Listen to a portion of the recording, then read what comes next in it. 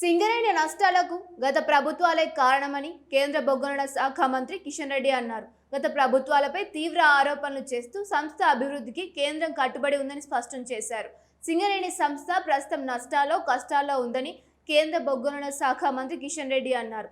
సంస్థ ఆర్థిక పరిస్థితి కారణంగా కార్మికులు తీవ్ర ఆందోళనలో ఉన్నారని పేర్కొన్నారు. తెలంగాణకు సింగరేణి గుండె చప్పుడు లాంటిదని, రాజకీయాలు చేయడానికి తాను రాలేదని స్పష్టం చేశారు.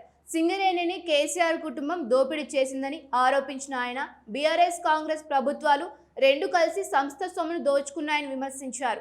54,079 కోట్ల కార్మికుల సొమ్మును అప్పులపాలయ్యేలా చేశారని ఆరోపించారు. సింగరేణి భవిష్యత్తు అంధకారంలోకి వెళ్లడానికి మాజీ ముఖ్యమంత్రి కేసీఆర్ కారణమని వ్యాఖ్యానించారు. సింగరేణి కార్మికులకు భరోసా కల్పించేందుకు తాను వచ్చినట్టుగా కిషన్ రెడ్డి తెలిపారు. సంస్థను బలోపేతం చేసే దిశగా తాడిచెర్ల టు బాహుబలి బొగ్గు బ్లాక్ ను తీసుకువచ్చామని వెల్లడించారు. ఈ బ్లాక్ లో సుమారు 434 మిలియన్ టన్నుల బొగ్గు ఉత్పత్తి జరిగే అవకాశం ఉందని చెప్పారు. దాదాపు 40 నుంచి 50 సంవత్సరాల పాటు బొగ్గు ఉత్పత్తి కొనసాగుతుందని పేర్కొన్నారు.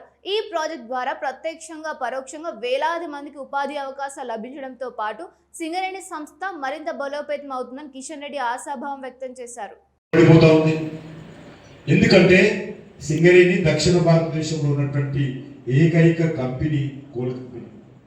మన దగ్గర ఉన్నాయి కోల్ ఎక్కడ లేదు, సింగరేణి ప్రాంతంలోనే ఉన్నాయి. మరి అటువంటి మన కంపెనీ ఈరోజు ఎందుకు కష్టాలు? అన్ని రకాలుగా కేసీఆర్ మీకు అందరూ తెలుసు యాక్షన్లో పాల్గొనలేదు. ఎందుకు పాల్గొనలేదు? ఎందుకు వచ్చింది ఆ పరిస్థితి? కాంగ్రెస్ పార్టీ 2013కు ముందు ఈ దేశంలో కోల్ కంపెనీలను తన జేబు సంస్థగా పెట్టుకొని కోల్ బ్లాక్లన్నీ కూడా ఇష్టారాజ్యంగా ప్రైవేట్ కంపెనీలకు అలాట్మెంట్ చేసి ఆ రోజు 2,60,000 కోట్ల రూపాయలు దోపిడీ చేసిందని సుప్రీంకోర్టు, కాగు, సిబిఐ నిర్ధారించి అప్పుడు కోల్ శాఖ మంత్రులుగా ఉన్నటువంటి వాళ్ళని జైలుకు పంపించి అప్పటికే కాంగ్రెస్ పార్టీ ఇష్టారాజ్యంగా మన్మోహన్ సింగ్ హయాంలో కోల్ బ్లాక్లు ఇస్తే వాటన్నిటినీ సుమారు 124 కోల్ బ్లాక్లను రద్దు చేసి ఈ రకంగా ప్రభుత్వము పార్టీ కోసము ఇష్టారాజ్యంగా కోల్ బ్లాక్లు పంచిపెట్టొద్దు, ఇవి చాక్లెట్లు కావు, ఇది దేశ సంపద, ఈ దేశ ప్రజల సంపద, దీన్ని పంచిపెట్టొద్దు అని చెప్పి అన్ని రద్దు చేసి ఏమాదేశించింది కేంద్ర ప్రభుత్వానికి. ఇవన్నీ కూడా ప్రభుత్వ కంపెనీలైనా ప్రైవేట్ కంపెనీలైనా ఆక్షన్ల మీద ఇవ్వాలనుకుంది, వేలం పాటలు ఇవ్వాలనుకుంది.